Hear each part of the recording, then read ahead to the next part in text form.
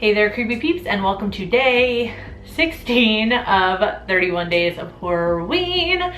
Today we are going to be talking about the car as suggested by the horror miser Monty G himself. Monty is a good friend of mine here on YouTube, so if you want to check out his channel, it'll be linked above my head. It'll also be linked in the description as well, so I highly recommend you check out his channel. Also want to say thank you to my creepy patron peeps for your support of my channel. Thank you so much. If you want to find out the perks to being a creepy patron peep, you can follow that link in the description. Directed by Elliot Silverstein, the car follows Sheriff Wade Parents, who leads the hunt for a mysterious car after a hit-and-run murder. Things get stranger, however, when it is discovered that the car doesn't appear to have a driver. So apparently the late Church of Satan leader gave credit, oh, I forgot his name. Meant to put his name in my notes and I don't have my phone with me. His name will appear here. I'm very sorry. He was given credit as a technical advisor in the movie, and in the film there is a quote at the beginning of the film, I should say. There's a quote of his that is heard at the beginning of the movie, which is taken from the invocation of destruction in the Satanic Bible. Now, that said, I saw a bit of trivia that the movie was one of like the best bad movies or something like that, or one of the best bad movies. I didn't think it was that bad. I was actually confused by that when I saw it, because I saw that after I had seen the movie. I actually thought it was pretty fun and actually had some genuinely tense and scary moments. So speaking on that, I thought they did a really good job of holding back on showing the car for a while. So, all you would see would be like a POV shot from inside the car or the wheels or something like that, like instead of actually seeing the car for a while, which builds tension because you don't know what kind of car you're looking for. So then when it finally does make an appearance, you're not sure whether that's the car or not until it actually starts killing people. And speaking of the POV shots, I liked the POV shots from inside the car, from like the driver's side, because it helps build tension on whether there's actually somebody driving the car or not, which I'll get into in a little bit, but it's very up in the air for the entire movie whether somebody's actually behind the wheel or not. Speaking on that, I feel like it was really smart not to reveal whether there was actually somebody driving the car or not. Wade kind of plays the role of skeptic in the movie, so he's the only one that actually comes close to getting a glimpse inside the car, although in the movie it does happen very quickly. So when he says that it was too fast for him to tell if there was somebody in the car or not, that is kind of true. Like based on what you see in the movie, you can't really tell if he saw anybody or not. You can't see anybody. So I like that they kind of keep that up in the air, and he plays the skeptic and he is very vehement, and it's just some crazy lunatic driving a car. It's not a demonic car, it's not supernatural, that sort of thing. Even though the people around him believe that there's something weird going on, it's almost like he also thinks there's something weird going on, but he thinks if he keeps just repeating that it's just a crazy person in a car, that'll be true. But I like that though, because it builds tension in the movie, because they never actually reveal what the car is, where it came from, that sort of thing, its motives, I guess, or how it chooses people to kill. So that makes it scary, and it makes you wary of any mysterious black sedan you see driving down the road. The only thing that kind of clues you in is at the very end of the movie, spoiler alert, there is a huge explosion.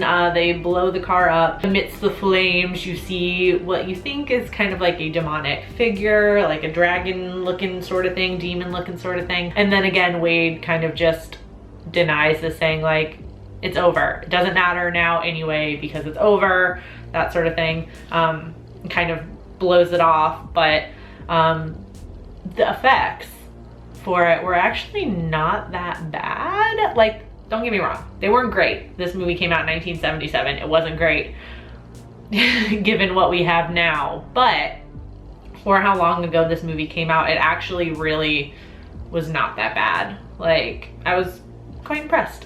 The kills were also pretty brutal. The first two ones are really actually kind of violent. At least for me, as somebody who's afraid of heights.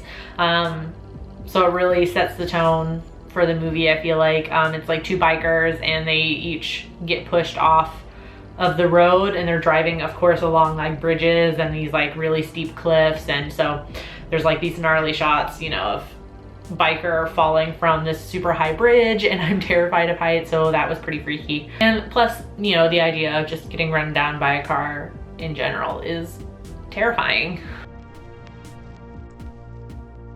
All right, so getting into what I didn't like about the movie. Normally I'm not this much of a prude, but I feel like the movie was kind of raunchy, which again, normally I wouldn't complain really about, but it kind of didn't fit. It just fell out of place. There were a few kind of like raunchy jokes and things thrown in that I was just kind of like, didn't fit the tone of the movie. I wasn't expecting it. I was just kind of like, you don't belong here. So the movie is apparently on, I'm gonna have to read from my notes here because this is a lot.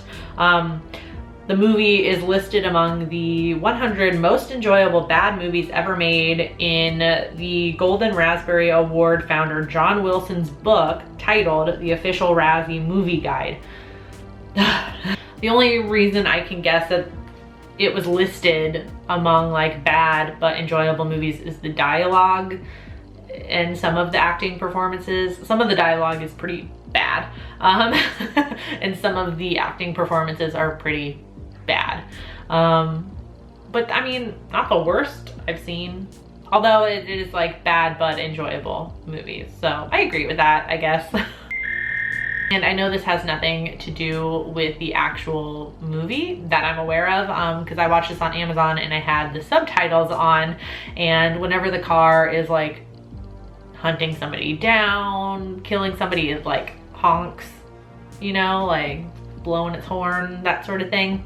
And every time the car horn honked, it would have something like, you know, like in parentheses, like car honking maniacally or something like that. I'm just like, really?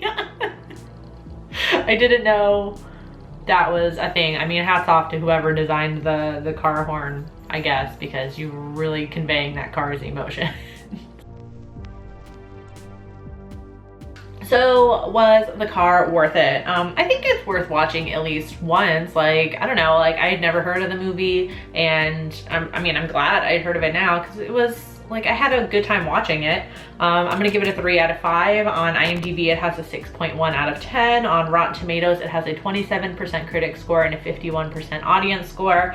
And on Letterboxd, it has a 3.1 out of 5. So like I was talking about, I saw this movie on Amazon. So if you also wanna rent it on Amazon Video, there's a link in the description, which is an affiliate link.